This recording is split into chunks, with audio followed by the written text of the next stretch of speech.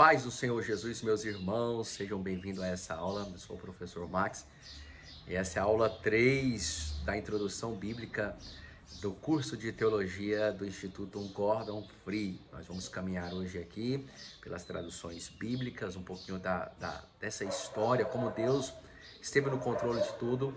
Vamos caminhar também pelo cânon bíblico, como foi formada a Bíblia hebraica, a Tanakh, e também a Bíblia cristã, mais precisamente o Novo Testamento, amém? Então vamos lá. É importante a gente pensar que Deus, ele sempre esteve no controle de toda a história. Deus é soberano e ele sempre foi criando o ambiente perfeito. A Bíblia diz que Jesus veio na plenitude dos tempos. Jesus, ou Deus, nunca é pego de surpresa, ele tem o controle de tudo sobre as suas mãos. Então, quando nós olhamos, por exemplo, para isso, nós vemos dentro da história, e a história de uma forma geral, a evolução da escrita. Desde o tempo dos tempos dos sumérios, lá na região da Mesopotâmia, até, por exemplo, ao hebraico antigo, que foi o idioma principal em que a Bíblia hebraica foi escrita. Então houve-se uma evolução. Primeiro nós tivemos a escrita cuneiforme dos sumérios, nos tablets de argila, que era mais ou menos um tracinho e um triângulo, aquilo eram símbolos, né? Depois nós temos ali os hieroglíficos, que na verdade são as pinturas egípcias, aqueles desenhos. Quem nunca viu numa caverna, era feito em cavernas, ou em templos egípcios, aquelas pinturas coloridas, né, que na verdade representavam sons, ideias, objetos. Depois nós temos o alfabeto fenício, e esse alfabeto fenício, ele deu margem, ele deu base, tá, para o alfabeto hebraico, né, o aramaico e depois o hebraico. Então veio essa base toda a partir do alfabeto fenício, que eram 22 letras, né? Que na verdade já tinha uma fonética, uma escrita fonética, já tinha um som, né? Por exemplo, quando você vê a letra B, você sabe que aquilo é um B, né? Então o B mais A, você sabe que é Bá. Bá, na verdade, é o que o meu filho sempre fala aqui. O José tem 8 meses, e ele tá sempre falando, né? Bá, Bá, Bá. Mas vamos caminhando aqui. No caso do Novo Testamento, o idioma original das escrituras usado, né, nós temos o idioma do Velho Testamento, foi o hebraico. No caso do Novo Testamento, o idioma original usado foi o grego koiné. O que é o grego koiné? Ele é o grego mais comum, ele é o grego mais popular. Nós tivemos depois, na verdade, nós tivemos antes, ou melhor, depois, o grego bizantino, que era um grego muito cheio de formalidade, um grego da era medieval. E depois nós temos a evolução para o grego dos nossos dias atuais. Mas nos dias de Jesus, ali na igreja do primeiro século, nós tínhamos o grego koiné, que era muito popular. Ele era usado no comércio, no governo, na educação, por todo o Império Romano, que era o império que dominava o mundo daquela época. O que isso tem a ver? O que isso influenciou para a propagação do evangelho, por exemplo? Quando nós olhamos esse grego koiné, essa língua universal, ela era semelhante ao que o inglês é nos dias de hoje. Então, porque na verdade, aonde Jesus estava na Palestina, se falava o aramaico, mas a língua universal era o grego. Então, quando foi surgindo os primeiros escritos do Novo Testamento, isso facilitou com que o evangelho fosse propagado. Isso facilitou com que aonde esses escritos chegavam, de Paulo ou os evangelhos, todo mundo pudesse ter acesso e entender, né? Ter ali a legibilidade, ter aquela leitura ser de fácil acesso. Tá vendo? Como Deus ele é perfeito, baseado a isso, ainda melhor, juntando-se a isso, né, o idioma universal ser o grego koiné, muito popular, muito fácil de transitar. Nós tínhamos as estradas romanas, que é onde o Império Romano conquistava um estado, conquistava uma nação, ele fazia estradas para Roma, né? Por isso se diz o ditado, quem tem boca vai a Roma, ou melhor, né? Todos os caminhos levam a Roma, né? Porque com certeza por essas estradas vinham os tributos, os impostos eram depositados em Roma, mas isso facilitou muito para que o evangelho fosse proclamado. Paulo andou algumas viagens missionárias, apóstolos, outros discípulos por essas estradas. Baseado a isso, ou juntando a isso também, nós temos um período conhecido como Pax, P-A-X, Pax Romana, que era uma paz romana, na verdade, em que permitiu que fosse um período, no início, um período de paz, um período em que você podia pregar, um período que não haviam guerras. Na verdade, o Império Romano foi o único império mundial que ele dominava uma nação e deixava ela usufruir ou desfrutar ou participar da sua religião. Eles não impunham a religião deles. Por isso que quando Jesus chega ali em Israel, tem sinagoga, tem templo, mas eles estão sob o Império Romano. Ou seja, havia um ambiente perfeito para a propagação do Evangelho. Deus montou o cenário e os homens iriam atuar nele. Que maravilha! Agora nós vamos falar um pouquinho sobre a Bíblia e as suas traduções, tá? O que eu quero que vocês entendam de início, de primeira parte? Sobre a Bíblia não existe nem uma cópia original daquilo que foi escrito. Não existe nenhuma cópia original daquilo que foi escrito.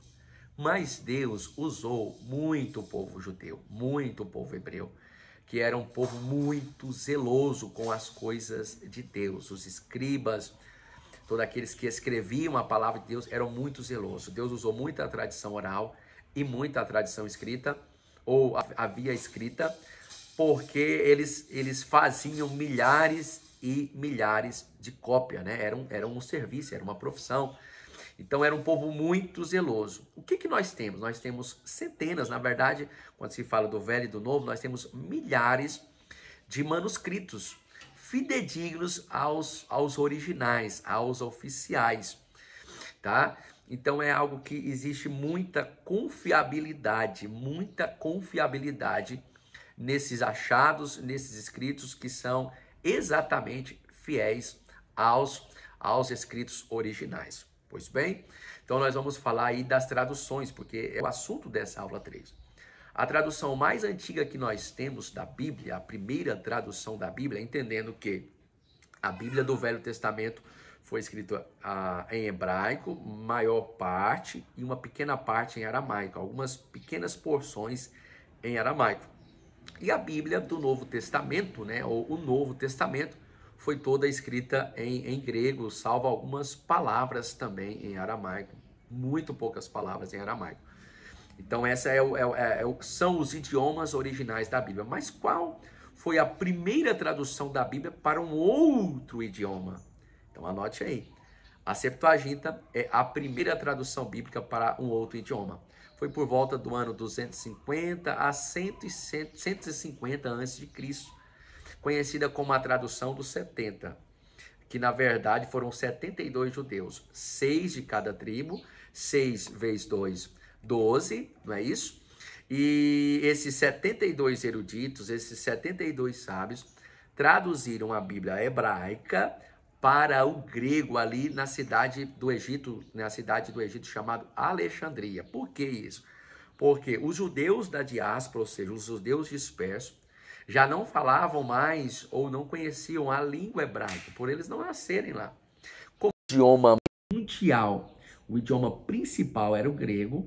Esses eruditos, esses 72 rabinos, estudiosos, traduziram o Velho Testamento para o grego, para que esses judeus pudessem estudar nas sinagogas, em suas casas, a Bíblia hebraica, que é a Tanakh. Que maravilha, hein? Aí nós temos outras traduções relevantes. Não tem como falar aqui de todas, porque senão a aula fica muito grande. Mas a gente tem outras traduções relevantes. Nós temos, por exemplo, a Hexapla de Orígenes, do ano de 245, que na verdade eram... Hexapla vem da palavra hexa, que significa 6, que eram 6 colunas, tá? 6 colunas em uma página, e cada uma dessas colunas uma tradução bíblica que variava entre o hebraico e variava também entre o grego, algumas traduções diferentes, tá? E tinham 7.000 páginas e demorou mais de 20 anos para essa obra ela ser concluída, essa obra ser finalizada. Não existe, né, hexapla, hexa, sextuplicado, eram 6 colunas. Então não existe essa versão dessa original. Se perdeu, só tem esses fragmentos. Nós temos também, por exemplo, a Vulgata de Jerônimo, que foi a tradução de Jerônimo por ordem do Papa Dámaso, que foram traduzidos o Velho e o Novo Testamento, né? Ou seja, o hebraico e o grego para o latim mais vulgar, o latim mais comum, por isso Vulgata de Jerônimo. Mas ainda entendendo um pouco da história, esse período, a Bíblia ela era algo dos nobres, somente da igreja, ou dos nobres do Estado, e a população não tinha acesso a ela. Veja que, quando estão falando aqui do Velho e do Novo Testamento, a primeira tradução que teve foi para o latim, ou seja, as pessoas ainda não haviam acesso, né? O que diz João 8,32, a palavra que liberta, conhecereis a verdade e a verdade vos libertará.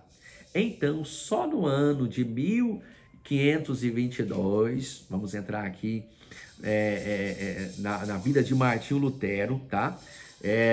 1522, Lutero traduziu primeiramente o Novo Testamento, que é do grego, balançando aqui um pouquinho a mesa, do grego para o alemão, e posteriormente ele termina também o Velho Testamento para o alemão.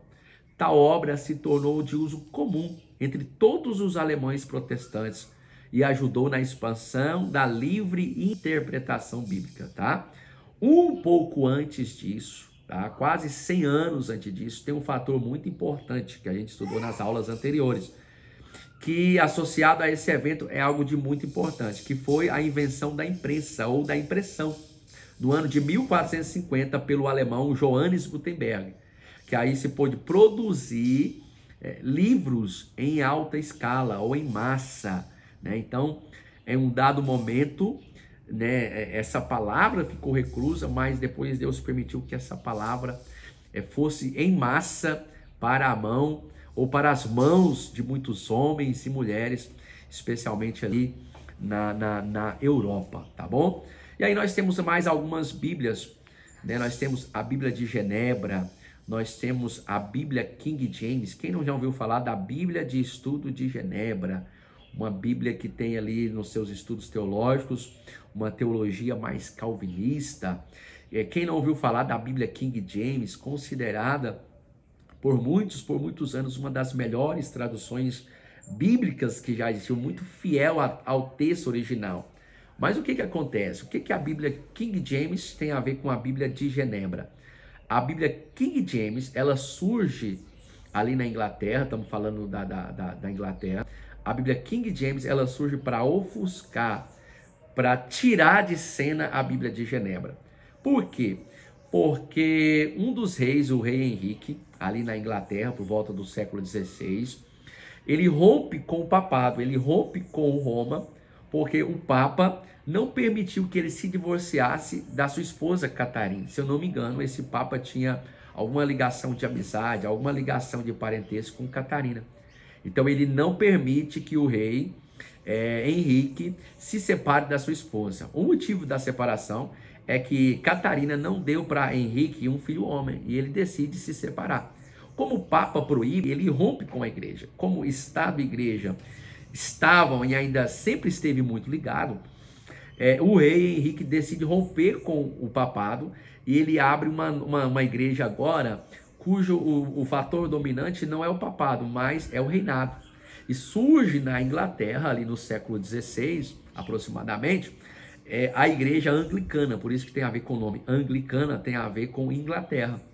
Só que nesse movimento de reforma já existente, havia ali uma igreja protestante, que se denominavam puritanos, que queriam a pureza da igreja, que se chamavam puros, com os ideais de João Calvino, a teologia e o culto simples, e o caráter, né, é muito exigido.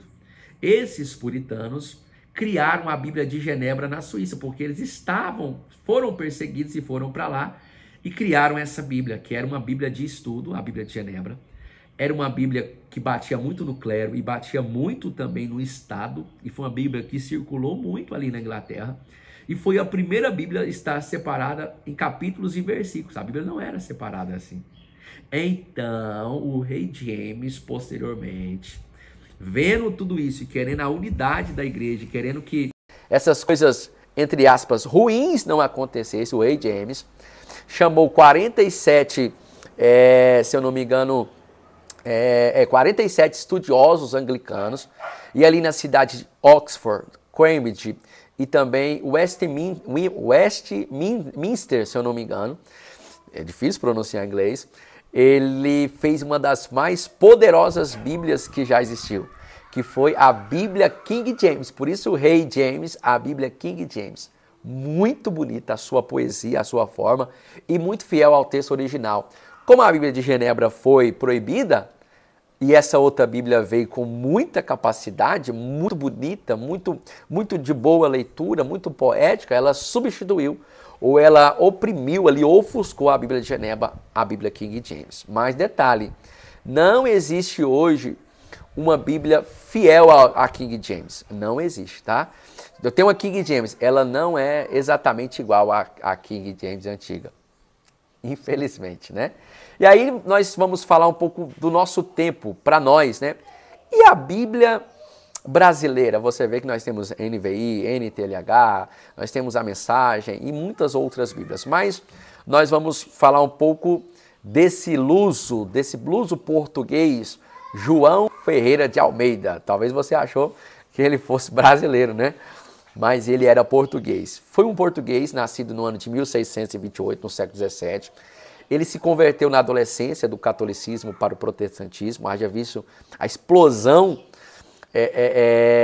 da reforma, a explosão que teve os cristãos protestantes nessa época.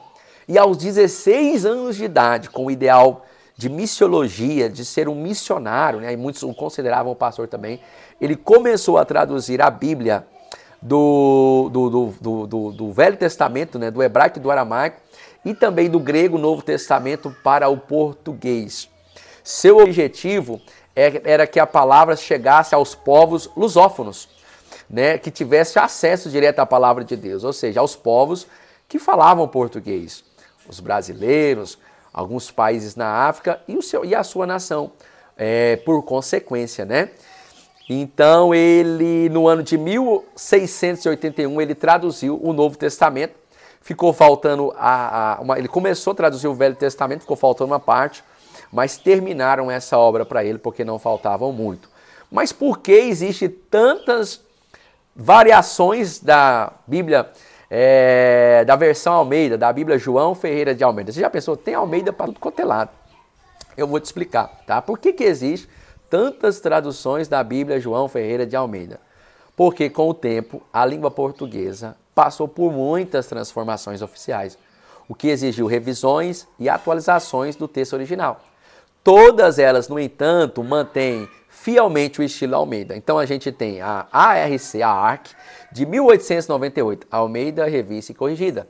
Nós temos a ARA, de 1959, Almeida Revista e Atualizada. Nós temos a A21, de 2007, Almeida do século XXI. E nós temos a NAA, né, que é a Nova Almeida Atualizada de 2017. Amém? Então agora nós vamos entrar sobre o cânon bíblico, né? Nós falamos aí um pouco sobre a história das traduções bíblicas. Agora nós vamos falar um pouco sobre a formação da Bíblia. Como a Bíblia foi formada? Quem falou assim, ó, agora isso é a Bíblia?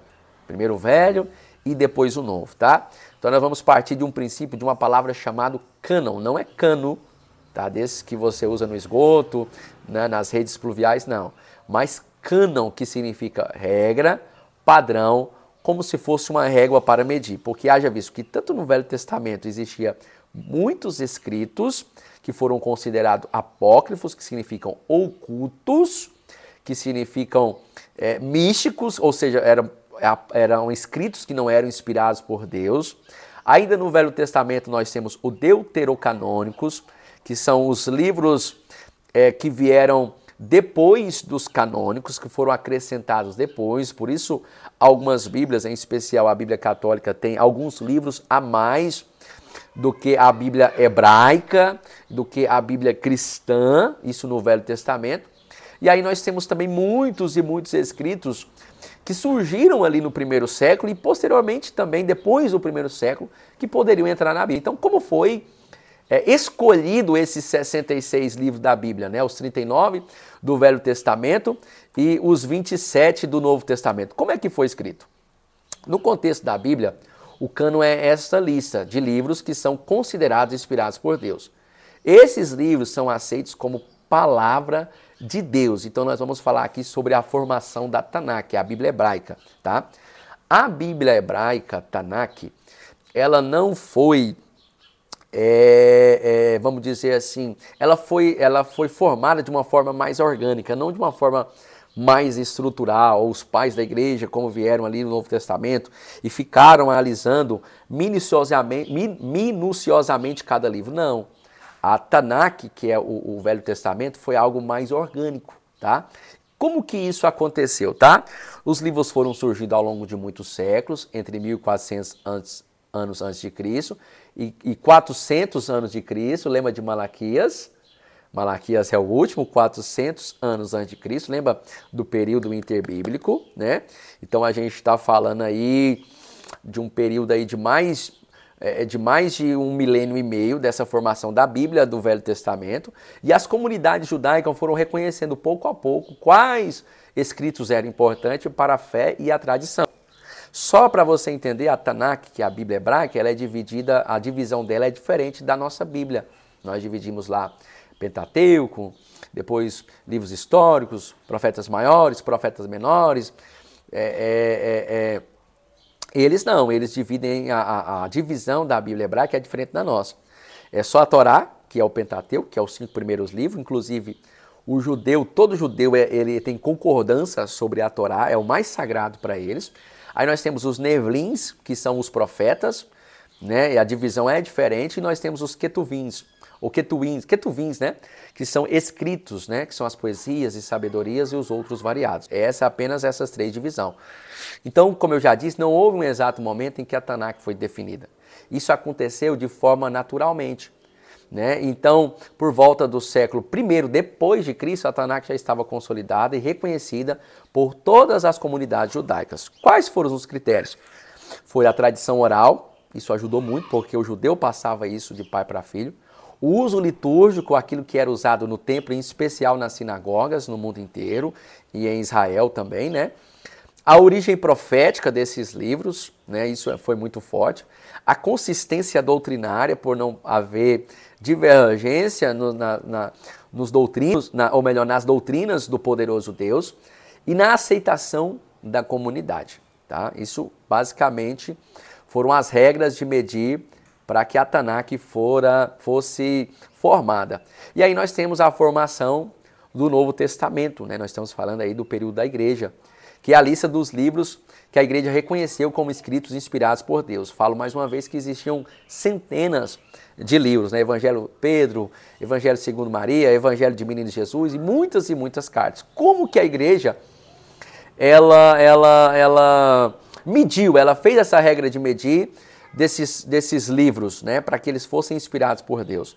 Então, no começo, muitos textos circulavam entre as comunidades, mas nem todos eram confiáveis ou tinham autoridade. Por isso foi preciso escolher quais livros seriam oficiais, formando assim o cânon.